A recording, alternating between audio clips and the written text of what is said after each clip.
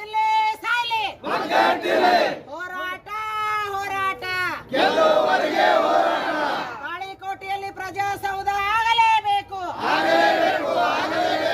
ತಾಳಿಕೋಟೆಯಲ್ಲಿ ಪ್ರಜಾಸೌಧ ಯಾವುದೇ ಕಾರಣಕ್ಕೆ ನಿಲ್ಲಕೂಡದು. ತಾಳಿಕೋಟೆಯಲ್ಲಿ ಪ್ರಜಾಸೌಧ ಯಾವುದೇ ಕಾರಣಕ್ಕೂ ನಿಲ್ಲಬಾರದು. ಏನೇ ಬರಲಿ ಹೋರಾಟ. ನಾವೆಲ್ಲರೂ ಸೇರಿಕೊಂಡು ತಾಳಿಕೋಟೆಯಿಂದ ಕಡು ಬಿಸಿಲಲ್ಲಿ ಎಷ್ಟೋ ಮಂದಿ ರೋಜಾ ಇದ್ರೂ ಸಹಿತ ನಾವು ಲೆಕ್ಕಿಸದೆ ಜನರ ಒಂದು ಒಳ್ಳೆಯ ಉದ್ದೇಶವನ್ನು ಇಟ್ಟುಕೊಂಡು ನಾವು ಬಿಜಾಪುರ ಜಿಲ್ಲಾಧಿಕಾರಿಗಳ ಕಚೇರಿಯ ಮುಂದೆ ಇಂದು ನಾವು ಹಾಜರಾಗಿದ್ದೇವೆ.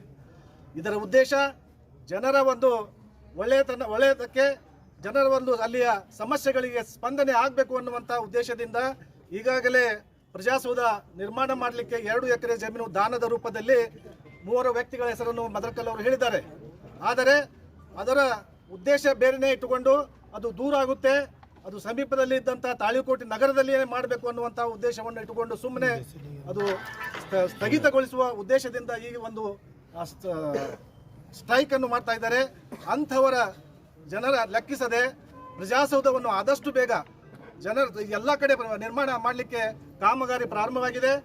ಈ ತಾಳಿಕೋಟೆಯ ಒಂದು ಕಾಮಗಾರಿಯು ಸಹಿತ ಆದಷ್ಟು ಬೇಗನೆ ಚಾಲು ಮಾಡಿ ಈ ಒಂದು ಪ್ರಜಾಸೌಧಕ್ಕೆ ಆದಷ್ಟು ಬೇಗ ನಮ್ಮ ಶಾಸಕರ ಈಗ ಒಂದು ಸರ್ಕಾರದ ಅವಧಿಯಲ್ಲಿಯೇ ಮತ್ತೆ ಒಂದು ನಿರ್ಮಾಣ ಮಾಡಿ ಒಂದು ಉದ್ಘಾಟನೆಯನ್ನು ಮಾಡುವಂತ ಯೋಜನೆಯನ್ನು ನಮ್ಮ ಶಾಸಕರು ಹಾಕಿಕೊಂಡಿದ್ದಾರೆ.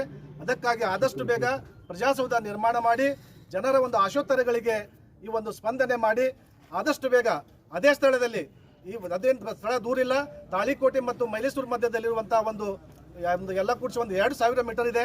ಅದೇ ಸ್ಥಳದಲ್ಲಿ ಪ್ರಜಾಸೌಧ ನಿರ್ಮಾಣ ಮಾಡಿ ಜನರ ಒಂದು ಆಶೆಗಳನ್ನು ಈಡೇರಿಸಬೇಕಂತೇಳಿ ಜನರಲ್ಲಿ ತಮ್ಮಲ್ಲಿ ಜಿಲ್ಲಾಧಿಕಾರಿಗಳಲ್ಲಿ ವಿನಂತಿಸುತ್ತಾ ನನ್ನ 2 ಮಾತುಗಳನ್ನು ಮುಗಿಸುತ್ತೇನೆ.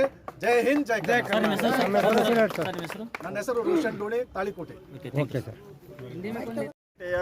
ಸಮಸ್ತ ಜನರಲ್ಲಿ ನಮಸ್ಕರಿಸಿ, ಇವತ್ತು ತಾಳಿಕೋಟೆಯಿಂದ ಇಲ್ಲಿ ಜಿಲ್ಲಾಧಿಕಾರಿಗಳ ಕಾರ್ಯಾಲಯಕ್ಕೆ ಆಗಮಿಸಿದ ಉದ್ದೇಶ ಏನೆಂದರೆ, ತಾಳಿಕೋಟೆಯಲ್ಲಿ ಪ್ರಜಾಸೌಧ ನಿರ್ಮಾಣ ಮಾಡಲು ತಾಳಿಕೋಟೆಯ ದಾನಿಗಳು 2 ಎಕರೆ ಜಮೀನನ್ನು ಒಂದು ಪ್ರಜಾಸೌಧ ನಿರ್ಮಾಣ ಮಾಡಲು ದಾನವಾಗಿ ನೀಡಿದ್ದು, ಆ ಜಾಗದಲ್ಲಿ ಅತಿ ಶೀಘ್ರದಲ್ಲಿ ಪ್ರಜಾಸೌಧ ನಿರ್ಮಾಣವಾಗಲಿ, ತಾಳಿಕೋಟೆಯ ಎಲ್ಲ ಆಫೀಸುಗಳು ಒಂದೇ ಸೂರಿನಡಿ ಬರಲಿ, ಸಾರ್ವಜನಿಕರ ಹಿತದೃಷ್ಟಿಯಿಂದ ಒಂದು ಒಳ್ಳೆಯ ಕಾರ್ಯವಾಗಲಿ ಅಂತ ಎಲ್ಲರೂ ಇವತ್ತು ಸ್ವಯಂ ಪ್ರೇರಿತರಾಗಿ ಇಲ್ಲಿ ಸೇರಿ ತಮ್ಮ ಮನವಿಯನ್ನು ಮಾನ್ಯ ಜಿಲ್ಲಾಧಿಕಾರಿಗಳಿಗೆ ಸಲ್ಲಿಸಲು ಬಂದಿದ್ದಾರೆ.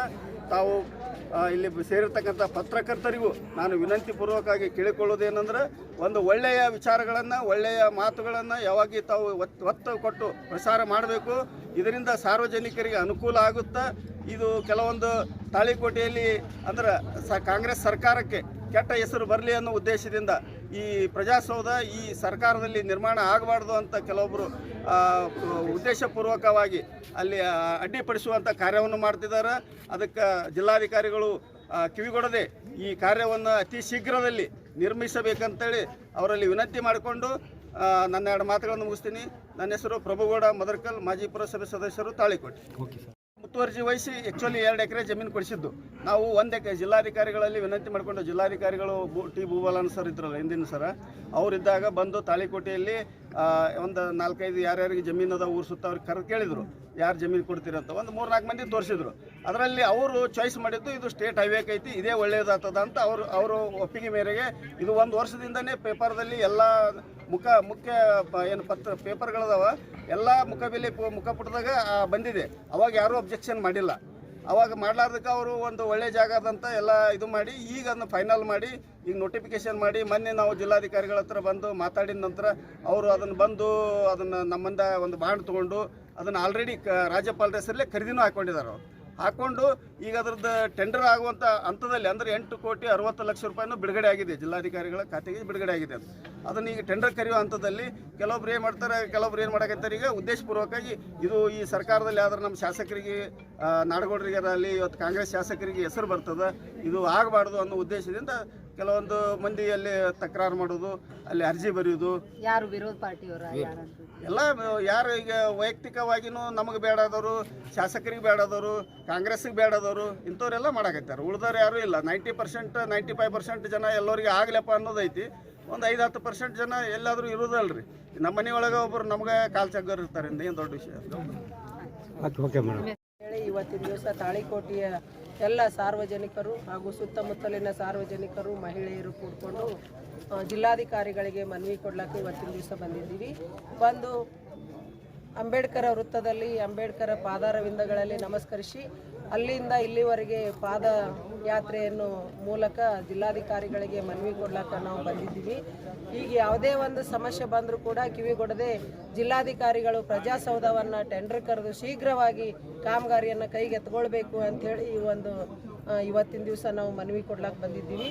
ನನ್ನ ಹೆಸರು ನೀಲಮ್ಮ ಶಂಕರಗೌಡ ಪಾಟೀಲ್, ಮಾಜಿ ಪುರಸಭೆ ಅಧ್ಯಕ್ಷರು, ತಾಳಿಕೋಟೆ. ಈ ಒಂದು ಪ್ರಜಾಸೌಧ ನೀವು ಬೇಡ ಅಂತಂದ್ರೆ ಹಣ ಮರಳಿ ಹೋಗ್ತೈತಿ, ನಾನು ಜವಾಬ್ದಾರರಲ್ಲ ಅಂಥೇಳಿ ಪತ್ರಿಕೆಯಲ್ಲಿ ನಾನು ಓದಿದ್ದೆ. ಆ ಒಂದು ದಿಶೆಯಲ್ಲಿ MLA ಅವ್ರಿಗೆ ಕೂಡ ನಾವೊಂದು ಆಗ್ರಹವನ್ನು ವ್ಯಕ್ತಪಡಿಸ್ತಾ ಇದ್ದೀನಿ. ಯಾವುದೇ ಕಾರಣಕ್ಕೂ ಹಣ ಮರಳಿ ಬಿಡದೇ ತಾವು ಶೀಘ್ರವಾಗಿ ಮುಂದೆ ನಿಂತು ಅದನ್ನು ಪ್ರಜಾಸೌಧ ಟೆಂಡರ್ ಮಾಡಿ ಕಾಮಗಾರಿಯನ್ನು ಕೈಗೆತ್ಕೋಬೇಕು ಅಂಥೇಳಿ ಅವ್ರಿಗೂ ಕೂಡ ನಾನು ಆಗ್ರಹ ಮಾಡ್ತೀನಿ. ಅದರಂತೆ ಜಿಲ್ಲಾಧಿಕಾರಿಗಳಿಗೆ ಕೂಡ ಆಗ್ರಹ ಮಾಡ್ತೀನಿ. ಯಾರು ಷಡ್ಯಂತ್ರ ಇರ್ಬೋದು, ದೊಡ್ಡದೊಂದು ಇಡೀ ಪಟ್ಟಣನೇ ಐತಿ, 35,000 ಜನಸಂಖ್ಯೆ ಐತಿ. ಅದರಲ್ಲಿ ಯಾರ ಮನುಷ್ಯನಾಗ ಏನೈತಿ ಅನ್ನೋದ್ರ ಬಗ್ಗೆ ನಾವು ಹೇಳೋಕ್ಕಾಗಂಗಿಲ್ಲ. ಯಾರ್ಯಾರ ಮನುಷ್ಯನಾಗ ಏನೈತೆ ಗೊತ್ತಿಲ್ಲ. ನಾವು ಅನ್ಕರ ಏನು ಹೇಳಕತ್ತಿದ್ವಿ, ಊರಿನ ಅಭಿವೃದ್ಧಿಗಾಗಿ ಯಾವುದೇ ಇದಕ್ಕೂ ತಲೆಗೊಡದೇ ಊರಿನ ಅಭಿವೃದ್ಧಿ ಮಾಡ್ರಿ ಅಂಥೇಳಿ ನಾವು ಹೇಳ್ತೀವಿ.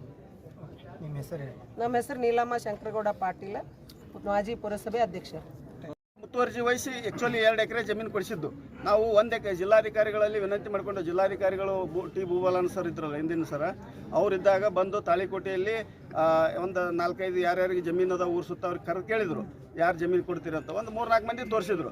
ಅದರಲ್ಲಿ ಅವರು ಚಾಯ್ಸ್ ಮಾಡಿದ್ದು ಇದು ಸ್ಟೇಟ್ ಹೈವೇಕ್ ಐತಿ, ಇದೇ ಒಳ್ಳೆಯದಾಗ್ತದ ಅಂತ ಅವರು ಒಪ್ಪಿಗೆ ಮೇರೆಗೆ ಇದು 1 ವರ್ಷದಿಂದನೇ ಪೇಪರ್ದಲ್ಲಿ ಎಲ್ಲ ಮುಖ್ಯ ಏನು ಪೇಪರ್ಗಳದಾವ ಎಲ್ಲ ಮುಖಪುಟದಾಗ ಬಂದಿದೆ.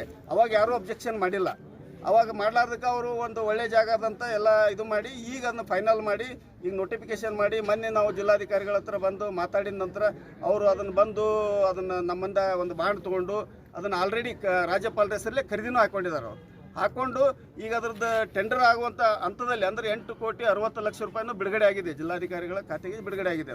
ಅದನ್ನು ಈಗ ಟೆಂಡರ್ ಕರೆಯುವ ಹಂತದಲ್ಲಿ ಕೆಲವೊಬ್ರು ಏನು ಮಾಡ್ತಾರೆ, ಕೆಲವೊಬ್ರು ಏನು ಮಾಡಕತ್ತಾರೆ, ಈಗ ಉದ್ದೇಶಪೂರ್ವಕವಾಗಿ ಇದು ಈ ಸರ್ಕಾರದಲ್ಲಿ ಆದ್ರೆ ನಮ್ಮ ಶಾಸಕರಿಗೆ ನಾಡಗೌಡರಿಗೆ ಅಲ್ಲಿ ಇವತ್ತು ಕಾಂಗ್ರೆಸ್ ಶಾಸಕರಿಗೆ ಹೆಸರು ಬರ್ತದೆ, ಇದು ಆಗಬಾರ್ದು ಅನ್ನೋ ಉದ್ದೇಶದಿಂದ ಕೆಲವೊಂದು ಮಂದಿಯಲ್ಲಿ ತಕರಾರು ಮಾಡೋದು, ಅಲ್ಲಿ ಅರ್ಜಿ ಬರೆಯೋದು, ಯಾರು ವಿರೋಧ ಪಾರ್ಟಿಯವರ ಎಲ್ಲ ಯಾರು ಈಗ ವೈಯಕ್ತಿಕವಾಗಿನೂ ನಮಗೆ ಬೇಡಾದವರು, ಶಾಸಕರಿಗೆ ಬೇಡಾದವರು, ಕಾಂಗ್ರೆಸ್ಸಿಗೆ ಬೇಡಾದವರು ಇಂಥವ್ರೆಲ್ಲ ಮಾಡಾಕತ್ತಾರೆ. ಉಳ್ದವ್ರು ಯಾರೂ ಇಲ್ಲ. 90% 95% ಜನ ಎಲ್ಲರಿಗೆ ಆಗಲಪ್ಪ ಅನ್ನೋದೈತಿ. ಒಂದು 5-10% ಜನ ಎಲ್ಲಾದರೂ ಇರೋದಲ್ರಿ. ನಮ್ಮ ಮನೆಯೊಳಗೆ ಒಬ್ಬರು ನಮ್ಗೆ ಕಾಲ್ ಚಗ್ಗರ್ ಇರ್ತಾರೆ, ಏನು ದೊಡ್ಡ ವಿಷಯ.